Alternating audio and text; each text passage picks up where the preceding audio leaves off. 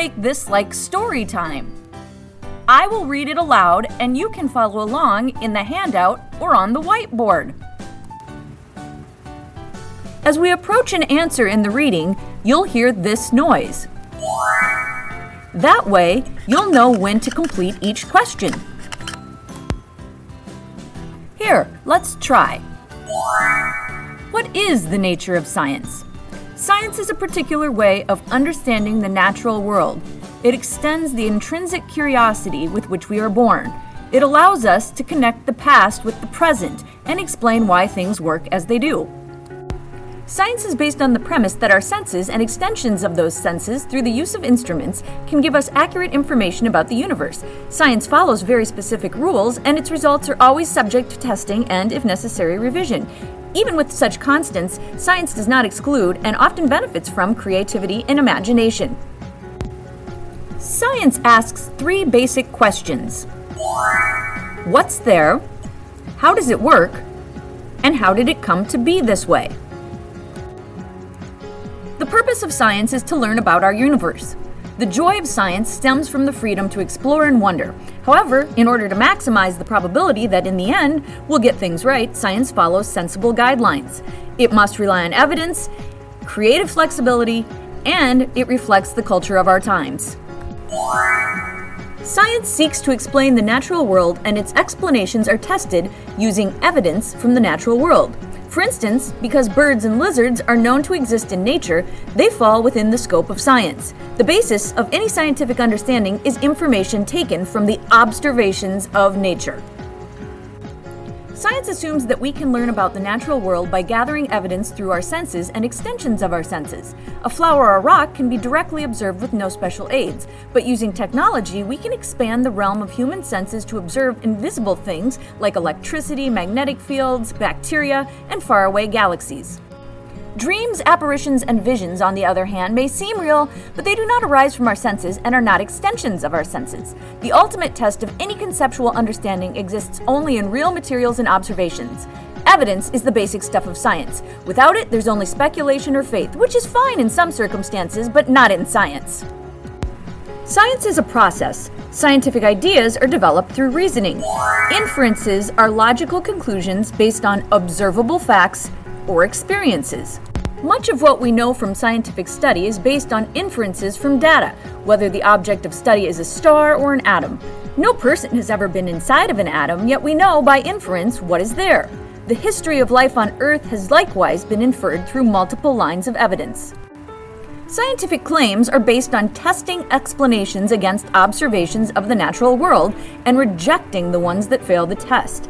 Scientific explanations are evaluated using evidence from the natural world. That evidence may come from various sources: a controlled lab experiment, a study of anatomy, or recordings of radiation from outer space, to name just a few. Explanations that don't fit the evidence are rejected or are modified and tested again. Scientific claims are subject to peer review and replication. Peer review is an integral part of genuine scientific enterprise and goes on continually in all areas of science. The process of peer review includes examination of other scientists' data and logic. It attempts to identify alternative explanations and attempts to replicate observations and experiments. There's no such thing as the scientific method.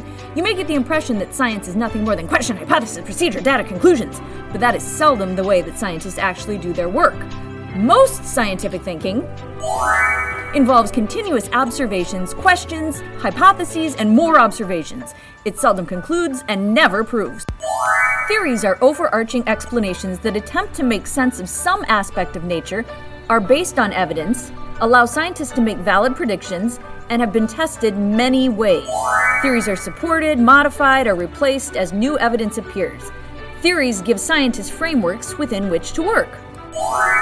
Major theories of science, such as the cell theory, gravitational theory, evolutionary theory, and particle theory, are all big ideas within which scientists test specific hypotheses.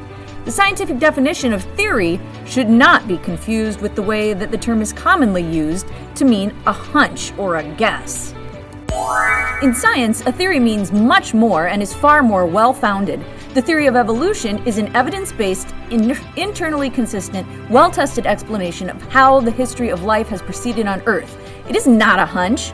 Understanding the role of a theory in science is essential to scientists and vital if you want to be an informed citizen. Science is always a work in progress, and its conclusions are always tentative, or not fully developed. But just as the word theory means something special to the scientist, so too does the word tentative. Scientific conclusions are well-founded in their factual content and thinking, and are tentative only in the sense that all ideas are always open to scrutiny. Scientific ideas are subject to scrutiny from near and far, but nobody ever takes a vote. Scientific ideas are not opinions or beliefs, rather they are accepted or rejected instead on the basis of evidence. Nothing in science requires belief.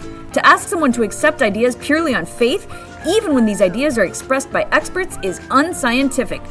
While science must make some assumptions, such as the idea that we can trust our senses, explanations and conclusions are accepted only to the degree that they are well-founded and stand up to scrutiny. Scientists can infer the relationships of flowering plants from their anatomy, DNA, and fossils, but they cannot scientifically assert that a rose is prettier than a daisy. Being human, scientists make moral and aesthetic judgments and choices, as do all citizens, but such decisions are not a part of science. Science sometimes proceeds in lurches and false starts. In some cases, scientific ideas that dominated a particular time were later recognized as inaccurate or incomplete.